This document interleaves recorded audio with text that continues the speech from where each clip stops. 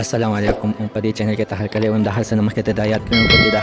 زموږ همدا چینل ته سبسکرایب کړئ او خوا کې ورسره کلی نشان ووهئ چې هره یوه نوې معلوماتي ویډیو تاسو ته په اسانۍ باندې در ورسي. عزتمنو نننۍ معلومات زموږ د نادیا ګل په باره کې دی. عزتمنو نادیا ګل نن ارباسان سره په لاهور کې ګیره شوه. په یوه هوټل کې ورسره داسې کار کولو او په څه بهانه باندې یې راوستله او بیا یې ورسره داسې غلط کار وکړو. خو دا د یو د هوټل مالک پې شکي شو او بیا هغسې کې ورته خفیه کیمره لګولې وه او ارباسان چې څنګه ور دننه شو او نادیا ګل پکې ناستې وه نو بیا دا ګیر شو او دا څنګه ګیر شو زموږ دا ویډیو ته څه اخر پورې وګورئ تاسو به پوره معلومات در ورسي. عزتمنو ارباسان دا یو شوټینګ د راوستوینې یوه ډرامه یې پې سازوله